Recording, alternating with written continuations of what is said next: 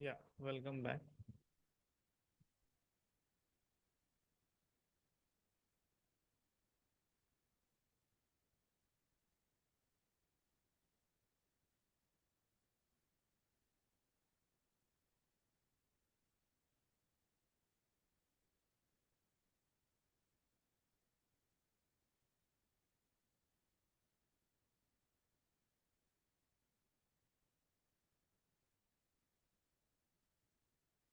Okay, welcome back.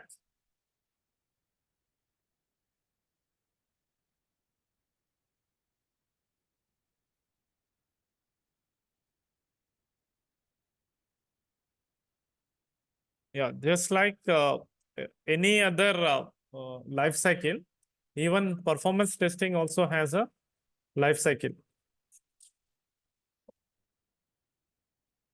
Okay,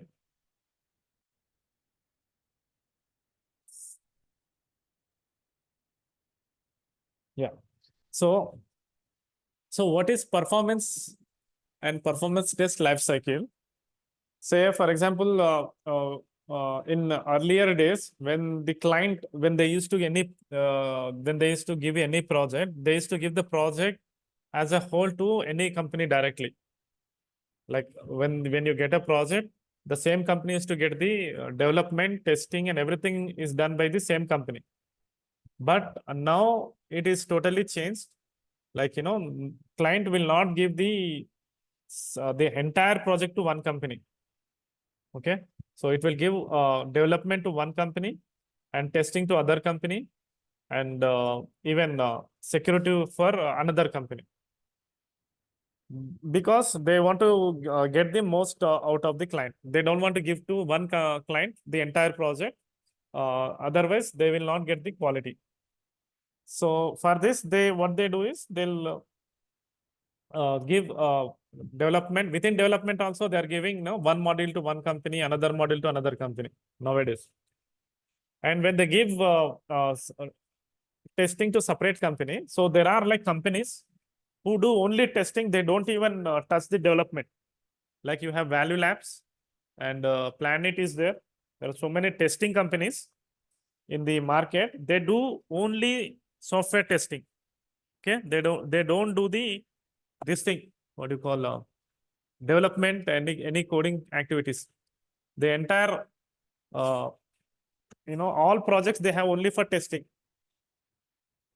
So the same way, when they take the testing as a project, they need to maintain the life cycle for the project life cycle. The similar way, we have the performance test life cycle, wherein when you get as a project as for performance testing, how do you like start your project and what are the process you need to follow. That this is important because 90% of questions will come from this topic. What is performance test life cycle? And please explain about the performance test life cycle. See, the performance test life cycle, it will start from NFR and it will end with retest. Like how do you start and how do you end? That is what about performance test life cycle. So your performance test life cycle will start from NFR. It will end with retest. And during this, you have different phases. Let us try to understand each and every phase, because most of interview questions you'll get from this topic only in the basic level of interview question.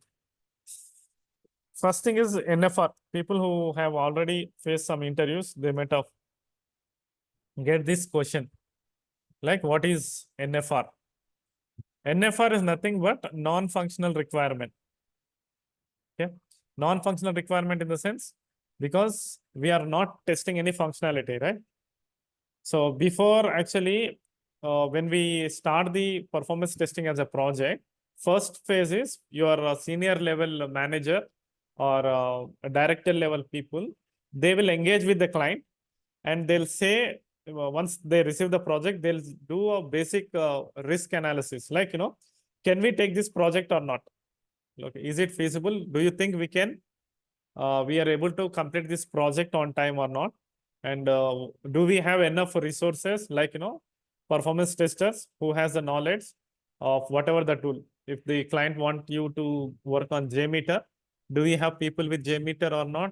And if it is possible, they'll go ahead. They think they don't have resource, then they'll just they don't take up that project. But 99%, no company will leave the any project. They'll try to hire people with whatever the skill sets and try to complete the project. That is a basic level. After that, it goes to the senior level manager, like a performance test architect and a senior manager. They have to prepare this NFR document. So in this NFR document, we will gather all the non-functional requirement. So here, what are non-functional requirements? Here you will gather like how much user load is your client is expecting, right? Performance test is all about testing the application with maximum number of users. I want to know, like, at a time, 10,000 people will hit my button. What happens to my servers? That is the actual motto of your performance testing. Now, what is the user load they are expecting? So those kind of information will gather from the client, and how many volumes they have for the past 6 months. If it is already in production, you'll try to gather the logs from the servers, and your performance test architect and senior manager level people, they will analyze those logs, and they'll come up with some number, like okay, they are right now they have only 500 users for their application. Maybe in the next 2-3 years, they're expecting to increase it to 10,000 because of some offers they are giving. Okay, like that, they have some expectations. So right now their servers are like, they have only 10 GB RAM, and server is 4-core CPU, and hard disk is 100 GB hard disk, something like they have the configuration, right? And all those details we need to gather from the client. That happens in this NFR phase. Okay, here, and who does this? Don't ever say that in the interview, I have prepared the NFR document. Okay, straight away they'll come to know that you are not from performance testing. Actually, this NFR document is prepared by the senior level manager or architect. Okay, and when do you think this will be prepared? So it will be prepared once you get the project and successful completion of risk assessment. Once your management decides that, okay, we can go ahead, then your senior level people, they will arrange some workshops. You have to use these words, like we engage with our clients and we'll arrange some workshop with the client. In those workshops, you'll interact with different people, like client architect, application architect, and business analyst. And also you'll engage with domain expert. Who is domain expert here? Because as a performance tester, you don't know anything about the application. You don't need to know about the functionality. Okay, you don't need to worry about the functionality. But someone has to tell us what is this application and how does it behaving, right? Then who has the more knowledge on the application? These domain experts.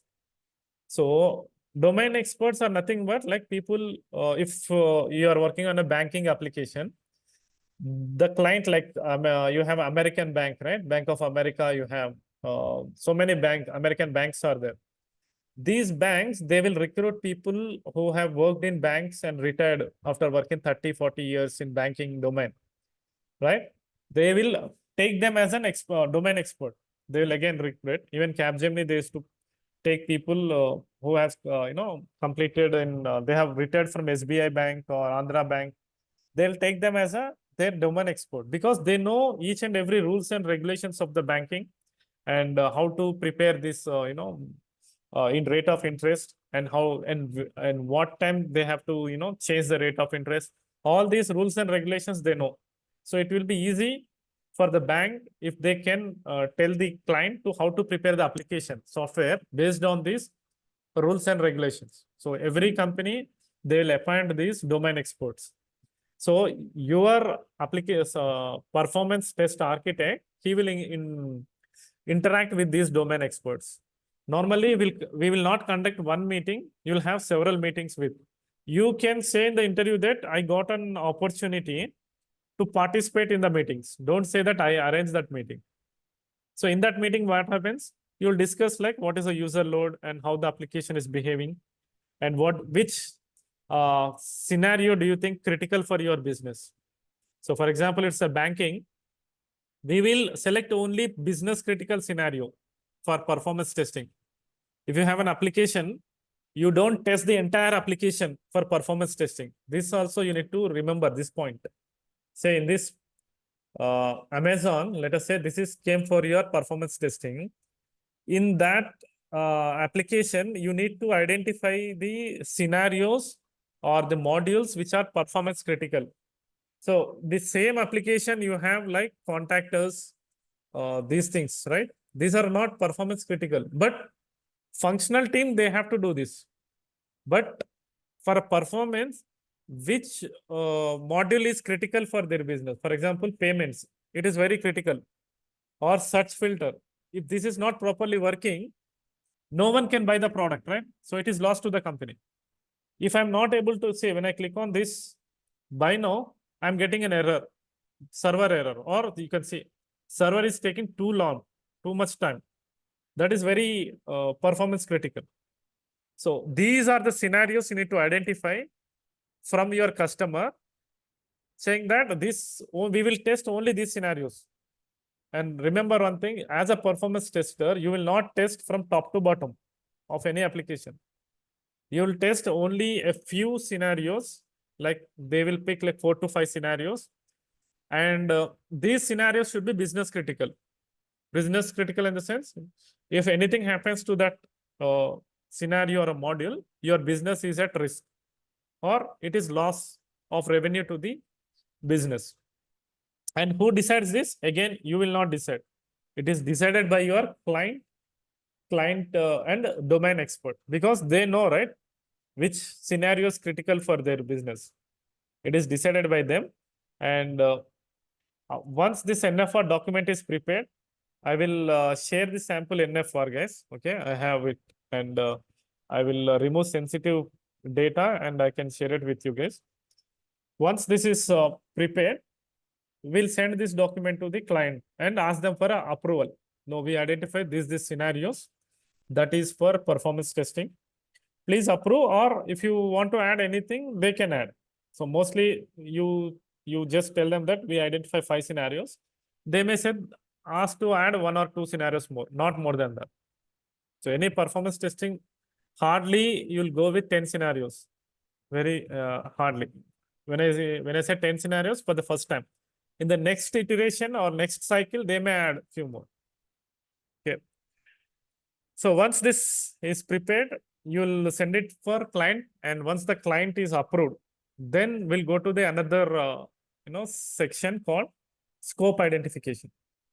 So after NFR, you have scope identification. So scope identification will be based on your NFR document. In the NFR document, anyway, we'll describe which scenarios you need to select, which scenarios we don't need. Those things already defined in NFR.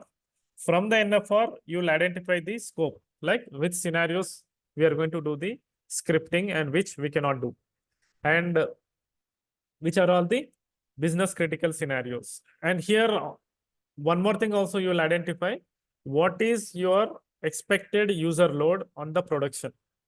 Say, for example, in the production, they're expecting 10,000 users on a particular day. Like once they go to the production online, they were expecting like in a day, 10,000 people may hit your server.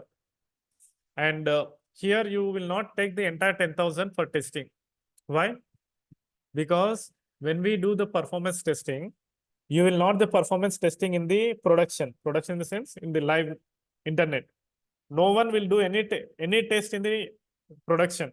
Maybe only functional, that too UAT, user acceptance test, will be done in production. But never ever any company will do performance testing in production. Okay, if they do, their servers will crash.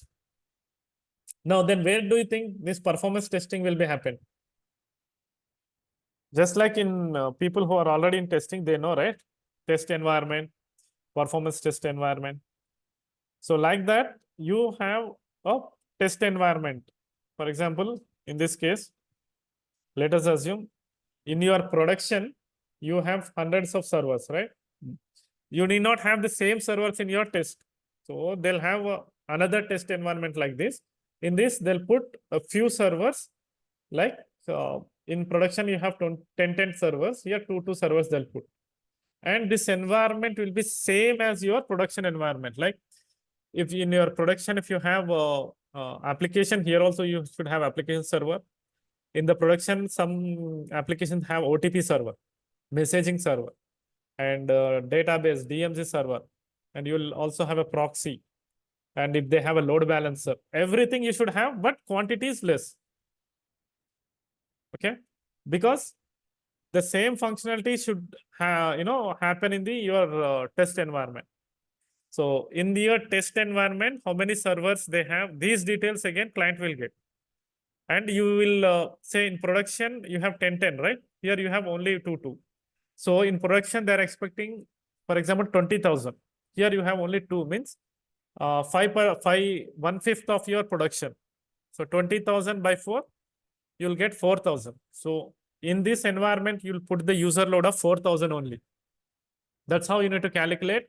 And this calculation will be done by your performance test architect, not by you. Okay. So, and it is not only that, there are so many things that will calculate based on the test environment and production environment ratio. And you'll come to some conclusion that, okay, this is the user load we are going to put. And baseline data is your expectations, like the response time, how much we are expecting when you click on a button, and what is the CPU utilization. It should not be more than 80% at any point of time. And even memory also. When users are accessing your application, your memory should not be more than 80%. Something like that, they have their expectation, that is baseline data. Now, once you gather this and get the approval from your client, here client in the sense different teams will involve. When it comes to user load, server team, they will check and they'll confirm, okay, this is fine. Or they may ask you to put some more user load. And you need to get the approval from each department. Then only you can go to the next section or next phase. And once this scope is identified, the next one is you need to go for a test plan. So most of the people, you know what is test plan. In people might have attended the functional, test plan. I can share the performance test plan. It is totally different from your functional test plan. So what all the objectives or what all the things you'll have in your test plan? This is also one interview question. Okay. So what do you think? What all there will be there in your test plan? First thing is objective. So what is objective here? Objective is why you are going to test and what is the reason for your performance testing. So each project have different objective. Some company may say we are planning, we are releasing a new module in our application, and due to this new module or new feature, and we are giving some discount or we are giving some offers. Because of that, we are expecting increase in our customer base at least 40 to 50%. That is the objective. So when these people are, when we are expecting the increase in our customer, so we want to do a performance test. This is the kind of objective they'll have. Now the objective is defined. Then next is approach. How you are going to do the testing? Like, and approach blind, what kind of test you'll do? Are you going to do only stress test or load test? There are different types of tests are there in performance testing that we'll discuss each one briefly. And this is about like approach and any tools you are using, what type of tools you are using. That is also part of approach. What is the main thing in your test plan is they'll ask you what is the entry and exit criteria of your test plan. This is the most important question on test plan. In all the interviews, when they talk about test plan, they'll ask what is entry and exit criteria. So what is entry and exit criteria? Entry criteria is nothing but when do you start your performance testing? And exit criteria is nothing but when do you stop your performance testing? That's a simple. Then how do you define that? When do you start your performance testing? And for me to start my performance testing, okay, I need to make sure that first I should have the application fully built. Application should be ready, and it should not have any errors. It should pass the UAT testing. If you have a defect application, first of all, you will not accept it for performance testing. So when they give you application, then when they say that, okay, you can start scripting for your performance testing. But when you access the application, you are getting server errors or any page cannot be displayed error or any functional error. You simply take the screenshot and send it to the manager and functional manager saying that we cannot take this for performance testing until unless you fix all the bugs and the application should be stable. Then only you'll do the performance testing. The difference between performance tester and automation is automation people, they will start scripting even the application is not ready. They can do it using Selenium, but because they have some frameworks, but ours is we are not testing the front end, right? The UI. We are testing the servers. So when you want to test the servers, first the application should be on the server. Then only you can test. So some managers, they don't understand this concept. So you need to explain them. Some manager says that, okay, when the automation people they're starting scripting, why can't you do it? You know, to explain them. If I have to start the scripting, the application should present in the server. Then only I can start. Okay, that's the difference. This is the entry criteria. First, the application should be there and resources should be onboarded, performance testers, and we should have a tool, whether it's a load generator, load runner or a JMeter, and all the licenses, everything should be there, and the environment should be present, like test environment. And when you start, that test environment should not be used by any other people. Okay, the environment will be freeze for only performance testing, guys. No one can touch that environment because someone else will be doing the testing. You will not get the correct, accurate results. Okay, these are all entry criteria. I want to start. Now, what is exit criteria? When do you stop your test? Normally, when do you stop? When you finish all your scripts and executions, and you prepare the report and you send all the reports to the client. We call it as a deliverables. What are deliverables? Scripts, reports, and test cases. If you have written any, we don't call it as a test case. We call it as a flow documents. Okay, all this once you share with the client and client approves that performance is okay, good, then you can say that we have reached the exit criteria. Or else, if you identify any bottleneck, then again client will ask you to retest after fixing that. So you need to mention that clearly in your exit criteria. Once this entry and exit is filled, then the next thing is in scope and out scope. Okay, in scope, out scope, already we have defined while defining the scope, right? What we are testing, what we are not testing. Apart from that, you will also have some risk areas. So in any project, any testing, compulsory you need to mention your risk areas. So normally what type of risk you will have in performance testing? Maybe resources are not available. Say normally in a company you have 30 days notice period. So in the middle of the project, anyone resigns. We need to find someone of equal skills within 30 days. That is one risk. Another one risk is dependency on other teams. Like you are dependent on some team like functional team for test data. That test data someone has to give us. We cannot prepare, right? So that you need to mention. And also any permissions you need to take and you are not able to access any information. That is also one of the risks. So all these things you clearly mention in your risk factors. Say timelines also one risk.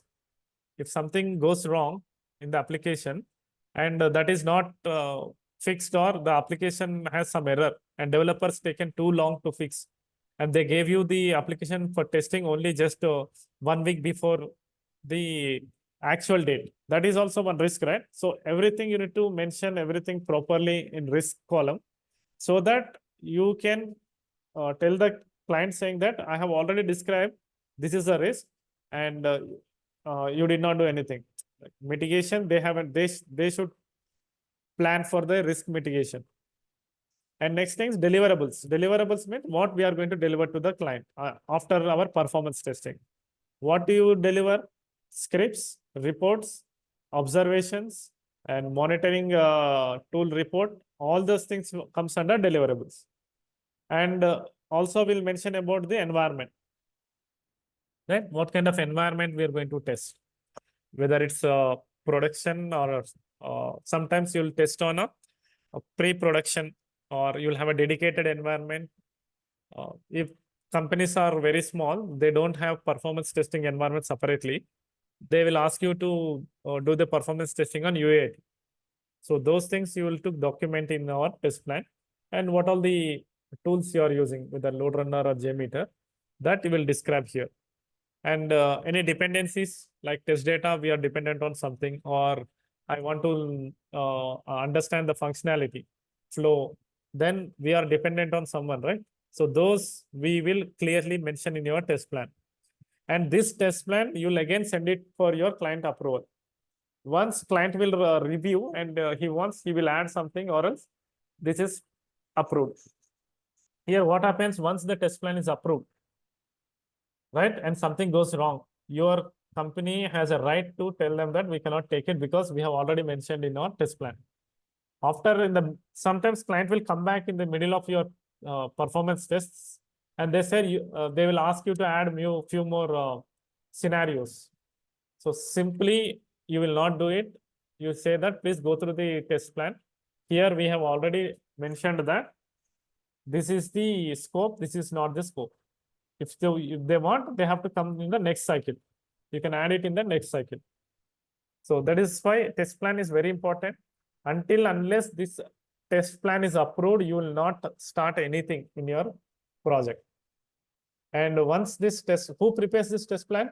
Don't ever say that you have prepared if you are putting 4+ of years of experience. Okay.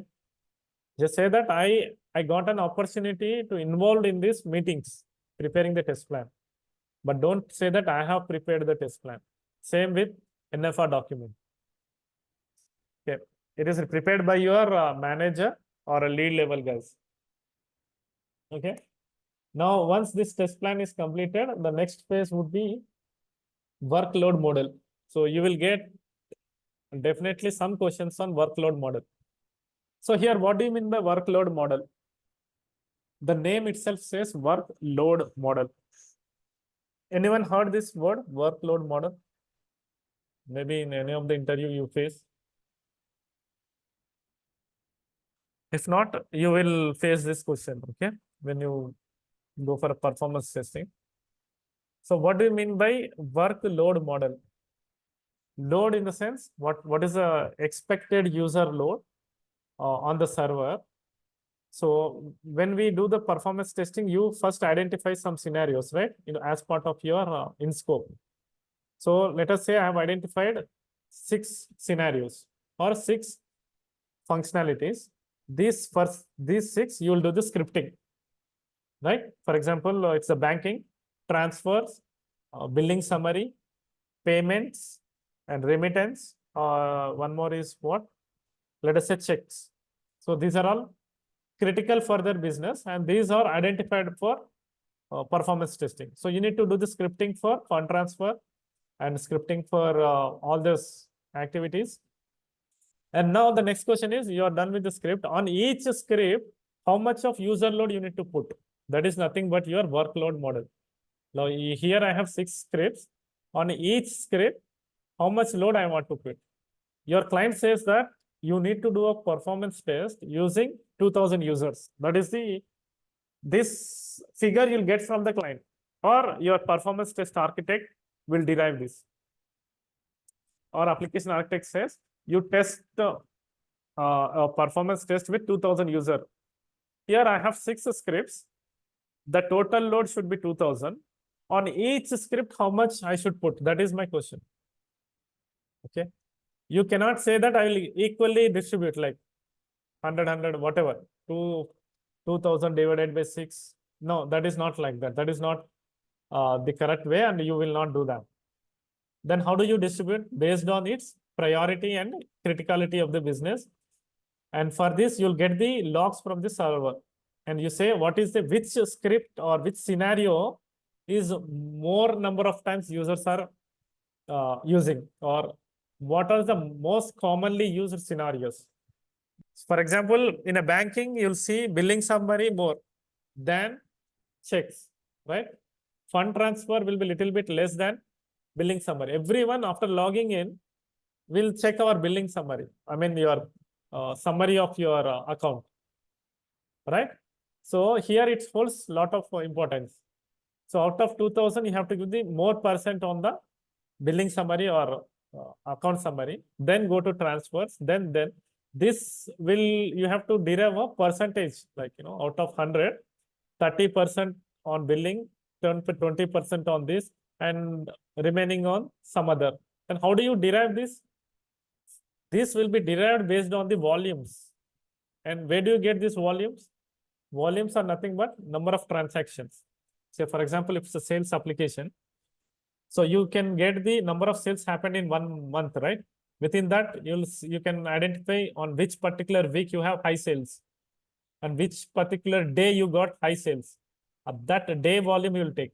Within the day, you can put 1 hour, like which particular hour you got more sales. You let us say 200. So that 200 becomes your volume for 1 hour. So out of whatever 3000 or 5000 sales, 200 is, what is the percentage of 200 out of 3000? It is 23%. Like that, you have to derive the user distribution, like percent distribution. Now, once you do this percent distribution, you need to apply the same logic for your user load. So 23% of my 2000 would be 400. 25% of my 2000 would be 500. And here, if you observe, 30%, I think this is only 100. Yeah. 30% is more high, right? Because of all the volumes, script 3 has 1000. That means in production, this particular scenario is mostly used, or mostly people are buying that product or actually using that scenario or that feature. So here 1000 is 30% of 3000, right? So now you need to calculate 30% of your 2000 user load. That would be around 600. So that's how you will distribute the user load based on the requirement. So this is very important, workload modeling. You'll definitely get one question on workload model. Okay, then you'll go for design phase. In the design phase, actually your work starts from here. Your scripting work will start from your design phase. Okay, here you'll start the scripting. You'll record the scenarios, what all the scenarios given here. You need to do the script recording. And after that, you do the error handling, enhancement. And if there are any logic implementation, you need to put the logic implementation. And test data preparation also you have to do during the design phase. Okay, so your work actually starts from here. Before you actually start your project, this much of things will happen in the background. When they recruit for a tester and they say your project is starting, that means by that time you enter into your project, all these things will be set by your performance test architect and senior level guys. They prepare this environment for you or platform for you. Now here you need to come and do the scripting. Okay. I think the time is getting over. We have only a few minutes left. So we'll continue the next important phases in the next class, that is on Monday. So we have covered till test plan. Load model also we covered. We see the next design, execution, analysis, retest in the next class. So if you have any questions, you can ask me. And I will also share the recordings of each class. But for that, you need to share your Gmail IDs. You can access the class videos every day. We'll send it to you. You need to share your Gmail IDs. So we'll give access to your Gmail IDs, and you can go through the class recording at any time. And after the course, we are also providing you the placement assistance. So so every batch we are having few students that are getting selected. In this batch also we have our student who got shortlisted. Kiran is it? Yeah. Okay. See, these are the recent guys who got shortlisted. Hold on, I can see it.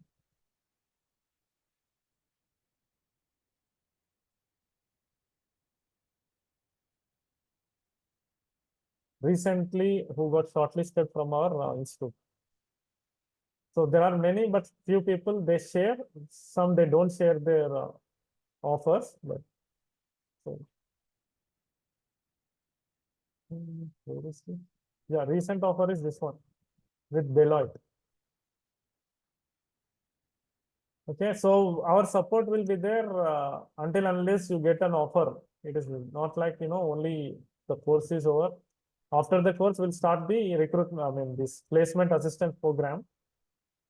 In that, we'll conduct mock interviews and we'll share all these things and make sure that you'll clear the interview. And it will be like through our reference or through some other sources also. We'll arrange an interview. Okay, any doubts you can ask. And the next class will be on Monday morning, 7:40. We'll start the class.